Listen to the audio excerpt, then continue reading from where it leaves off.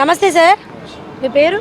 మద్దు ప్రేమజ్యోతి బాబు అండి, క్రైస్తవ హక్కుల పరిరక్షణ కమిటీ. ఓకే సార్, ఇప్పుడు ఈ ధర్నా ఎందుకు చేపట్టినట్టు?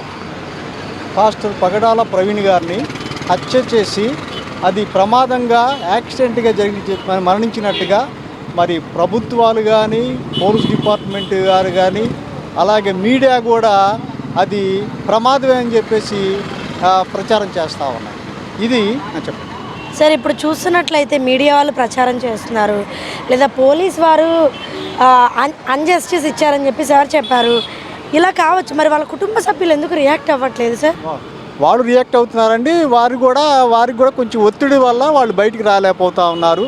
ఇప్పుడు సామాన్యులు వాళ్ళకే ఇబ్బంది ఉంటే మరి వాళ్ళ సొంత ఫ్యామిలీకి అనేకమైన థ్రెట్స్ ఉంటాయి కాబట్టి వాళ్ళు బయటికి రావట్లేదు. వస్తారు, వాళ్ళు కూడా వస్తారని తెలియజేస్తారు. అంటే ఇప్పుడు చూస్తున్నట్లయితే ఈ సీసీ కెమెరా ఫుటేజ్లు ఏవైతే ఉన్నాయో వాటి మీద మీ అభిప్రాయం ఏంటి సార్?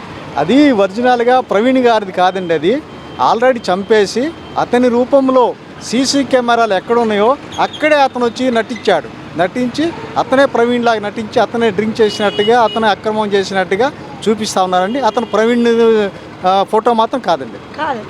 షూర్ అండి సార్. మరి చూస్తున్నట్లయితే ప్రవీణ్ గారు ఎక్కడ కిడ్నాప్ చేసి ఉంటారని చెప్పి మీ అభిప్రాయం సార్? అతను దారిలోనే కిడ్నాప్ చేసి చంపేసిన తర్వాత అలాంటి డ్రెస్ వేసుకొని ఎక్కడ సీసీ కెమెరాలని అక్కడే అతను నటించాడు ప్రవీణ్ లాగా. అదని మేము తెలియజేస్తాం సార్. ఇప్పుడు వాళ్ళ భార్య ఎవరైతే ఉన్నారో ఆవిడకి ఒక ఎగ్జామినేషన్, ఒక ఫుటేజ్ అనేది ఉంటుంది కదా. అంటే మనం అందరం అపోహపడచ్చు, కానీ వాళ్ళ ఆవిడకి ఒక క్లారిటీ ఉంటుంది.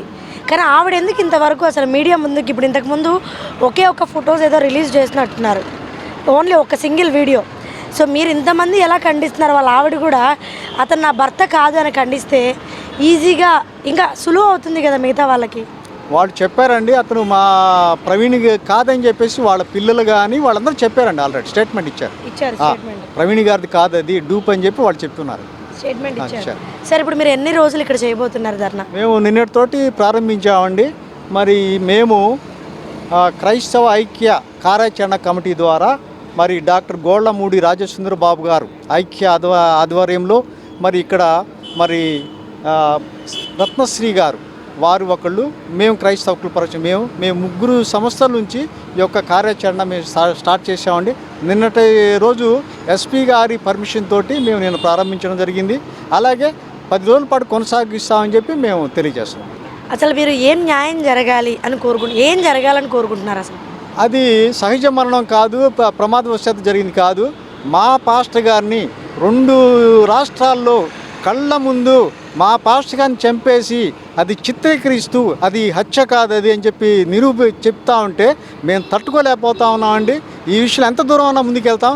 మా కళ్ళ ముందే మా పాస్టర్ గారిని చంపి మరి అది హత్య కాదు అది అని చెప్పేసి దుర్మార్గంగా ప్రచారం చేస్తున్నారంటే మేము తట్టుకోలేకపోతాం. ఈ క్రైస్తవులందరం 2 రాష్ట్రాల్లో కలిపి 2 కోట్ల మంది క్రైస్తవులు ఉన్నామండి. మేము ప్రవీణ్ గారి ఇది హత్య అని రుజువయ్యే వరకు మేము నిద్రపోవని చెప్పి తెలియజేస్తున్నాం. Okay sir, thank you so much.